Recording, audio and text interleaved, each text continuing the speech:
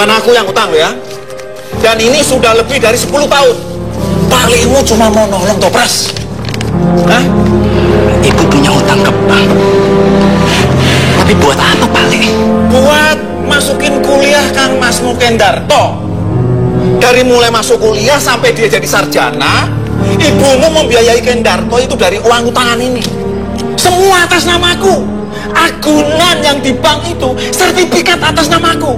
Kalau akibatnya seperti ini, kan palingmu toh ciloko. Pras, sudah puluhan kali pihak bank mengingatkan, memberikan teguran. Tapi palingmu nggak tahu, karena waktu itu palingmu ada di Kalimantan merantau sekitar 4 bulan. Palingmu repot, Pras. Bulekmu yang di rumah nggak tahu apa-apa. Terus datang surat peringatan ini. Aduh, semalam palingmu menemui ibumu. Dan terus terang, palingmu ini sudah kehilangan kesabaran. Pras, palingmu ya akan menuntut ibumu ke pengadilan. Itu. Pali memangnya jumlah utangnya berapa toh?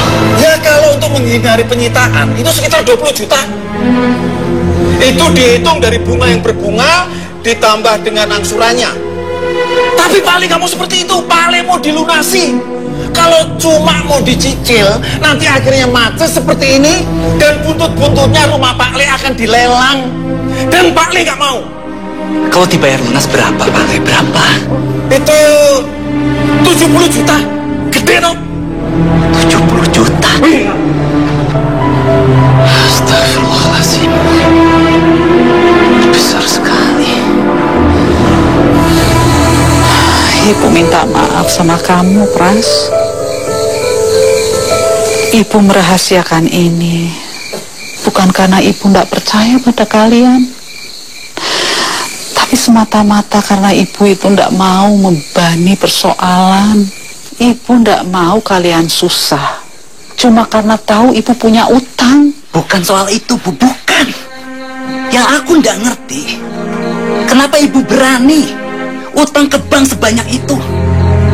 Karena ibu tahu ayah meninggal, nggak mewariskan apa-apa.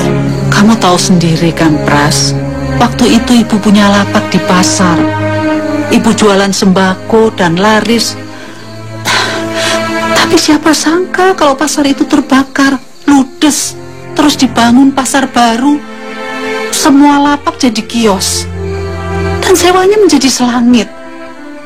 Akibatnya usaha ibu bangkrut.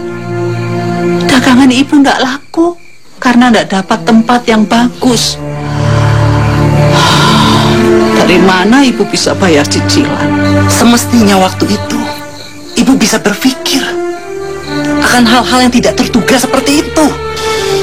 Prasetyo, ibu minta maaf kalau kamu menganggap ibu tuh gegabah.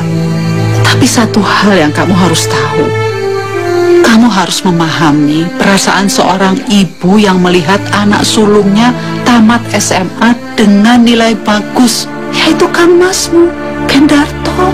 Kasihan kalau anak secerdas dia harus nganggur. Masa iya sih dia harus bantu ibu ngangkat-ngangkat barang di pasar?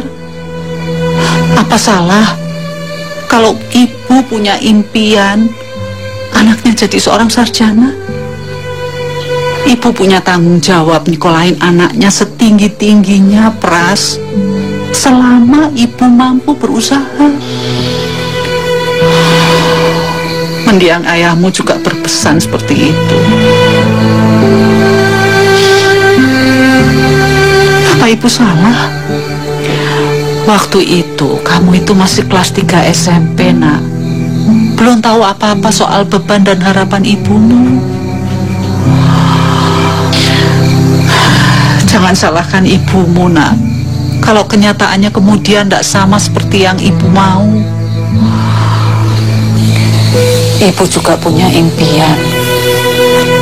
Kalau Kang Masmu sudah jadi sarjana dan punya penghasilan sendiri, bisa membiayai sekolahmu yang terbengkalai. Tapi Siapa sangka kalau dia menikah begitu cepat.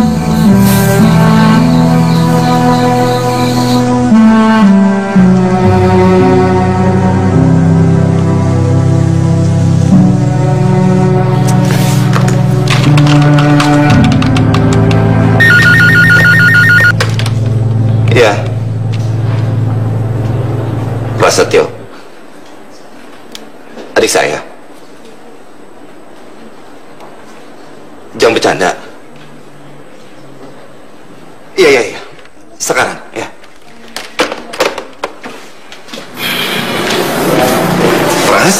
Mas kan? Kenapa kamu sampai di sini? Aku sengaja, Mas. Aku sengaja datang ke Jakarta karena ada hal penting yang harus aku sampaikan ke Mas Ken. Oh iya, sadaki penting temen toh.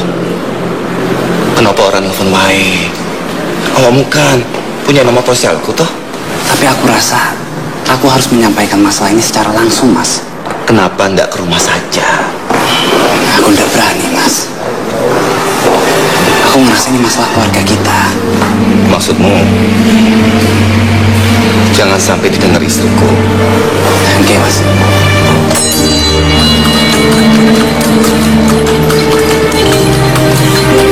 Berhenti, Pak, berhenti.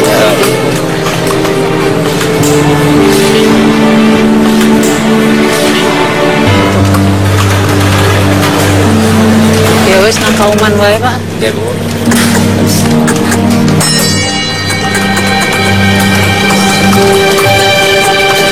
Jadi, Pak Lekadir mau menuntut ibu ke pengadilan.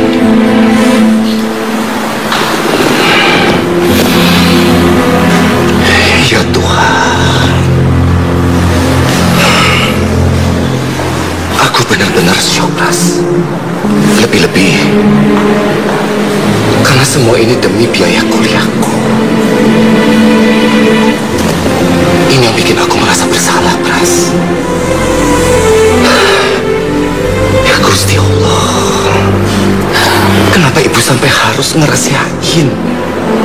Kenapa, Pras? Ibu pasti punya alasannya sendiri, Mas. Tapi apapun itu, kita harus menghargainya. Dan aku juga mohon pengertian, Mas Ken. Aku menyampaikan masalah ini bukan bermaksud untuk Mas Ken ikut membayar hutang itu. Enggak, Mas, sama sekali enggak begitu. Aku hanya merasa aku perlu menyampaikan masalah ini ke Mas Ken. Sama seperti saya, Mas Ken kan juga anak kandung ibu. Iya, Pras. Aku mengerti. Dan kamu benar. Kalau masalah ini tidak bisa disampaikan di rumah. Karena bagaimanapun juga, istriku orang luar. Aku juga mau minta maaf nih, Mas. Aku udah bisa mampir ke rumah. Dan ya, salam aja lah buat Mbak Sufana ya. Aku harus ke Glodok cari spare part elektronik soalnya, Mas. Sorenya aku balik.